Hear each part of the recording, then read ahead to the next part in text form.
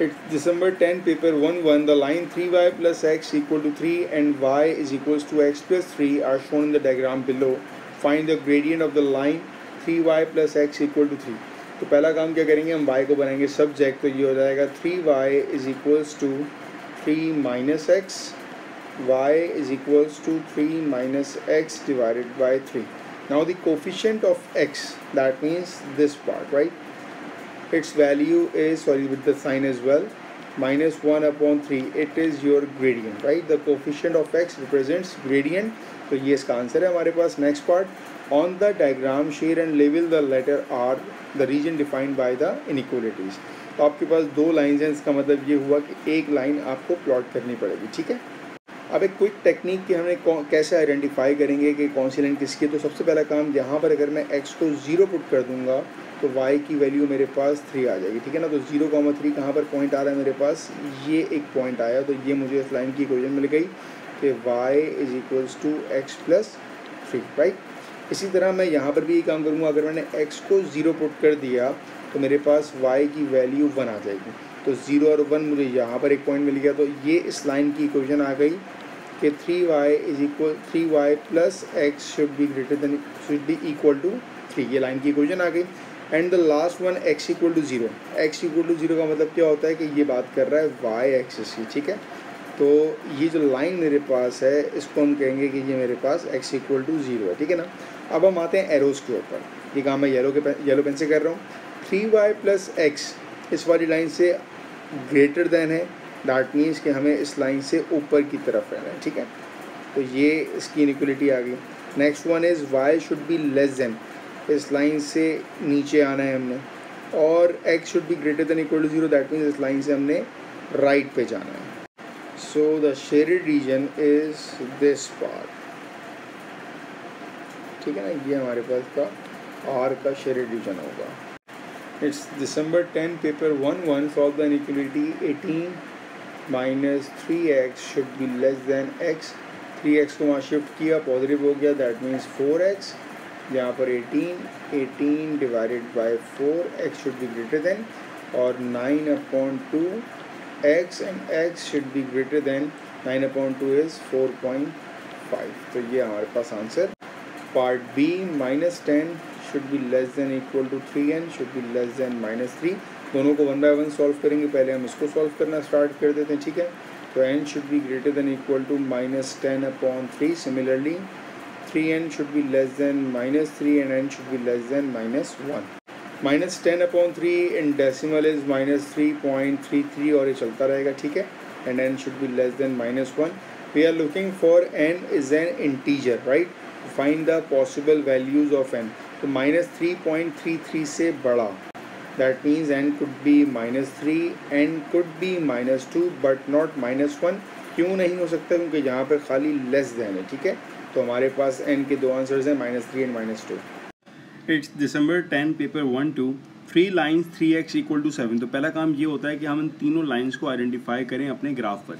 तो 3x equal to 7 मतलब x की वैल्यू कांस्टेंट होनी चाहिए मेरे पास. तो ये लाइन आ जाएगी 3x is equals to 7, right. Next is 2y equal to 5. तो ये आ जाएगी मेरे पास 2y इज इक्वल्स टू 5, और जो बची है मेरे पास that is 4x plus 4y is equals to 35. आपने इसकी इनइक्वालिटी बतानी है. ठीक है. एक आपको दे दी है इस लाइन की, आपको नोन है, बाकी दो की मालूम करनी है.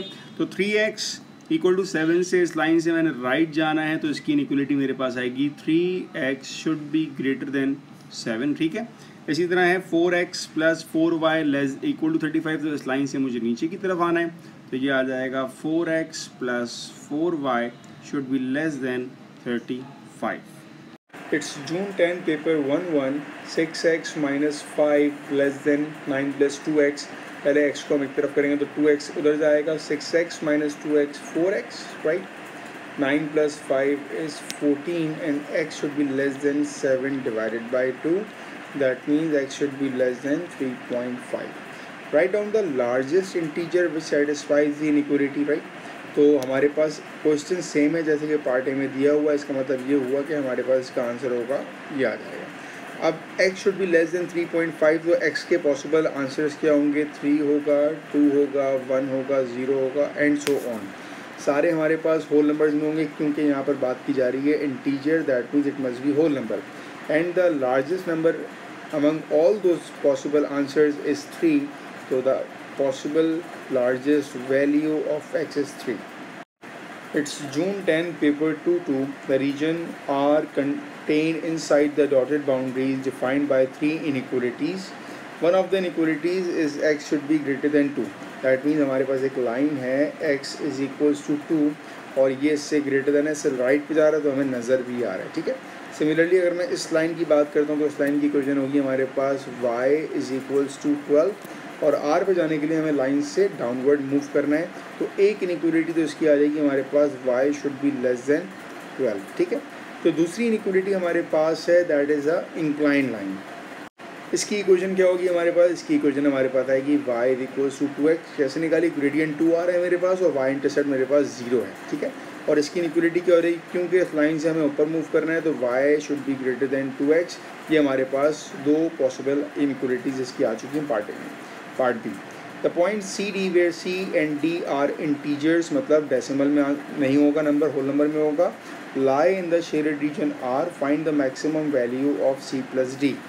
अब C और D हैं क्या, बेसिकली हम अपने कोऑर्डिनेट्स को कहते हैं x और y, तो यहाँ पर उन्होंने लिखा हुआ है C, D जो कि आपको यहाँ पर नज़र आ रहा है, ठीक है ना।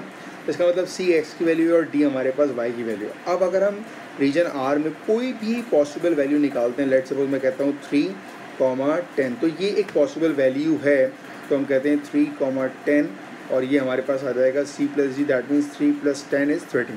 तो ऐसे हमें निकालना है मैक्सिमम पॉसिबल वैल्यू। अब मेजॉरिटी जो बच्चे होंगे उनको क्या समझ में आएगा, उनको समझ में आएगा भाई ये 4, 10 है, क्योंकि 12 वाला पॉइंट जो है वो हमारे पास आउट लाइन पर आ रहा है, उसको हम इंक्लूड नहीं कर सकते। बट कीप इन माइंड कि यहाँ पर हमारे पास एक नंबर 11 मौजूद है, ठीक है ना। तो 11 हमारे पास इस लाइन पर कहीं ना कहीं लाई कर रहा होगा, राइट। तो the maximum possible value is 5 and 11, this point जिसको मैंने रेड से मेंशन किया है। सो 5, 11 दोनों को ऐड किया, so it's 16। So the possible maximum value of C plus D is 16। Last part, the value of D given that D is equals to 3C।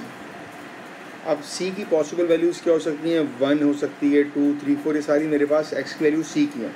So let's say example लेते हैं कि अगर हमारे पास C की value 2 हो जाती है, अगर C की वैल्यू 2 है तो D की वैल्यू हमारे पास 6 हो जाएगी, ठीक है ना। इस पॉइंट को अगर हम देखते हैं 2,6 पर, तो ये पॉइंट हमारे पास यहाँ लाई करेगा, बट ये लाइन पर है तो हम इसको इंक्लूड नहीं कर सकते, ठीक है। तो अगर मैं बात करता हूँ कि भाई C की वैल्यू मेरे पास 3 है, तो D कितना हो जाएगा, D इज़ 9। इस पॉइंट को हम देखते हैं तो 3 पर हमारे पास 9 आ रहा है, 3 पे देखें आ गया 9, दैट मीन्स ये इनसाइड द रीजन R है, तो ये हमारे पास पॉसिबल आंसर हो सकता है। अगर हम 4 पे देखते हैं तो 4 पे हमारे पास रीजन ये पॉइंट है ये लाइन पर आ रहा है, तो हम इसको इंक्लूड नहीं कर सकते। So the final answer is this one, कि D की वैल्यू हमारे पास 9 होगी जब C हमारे पास 3 होगा।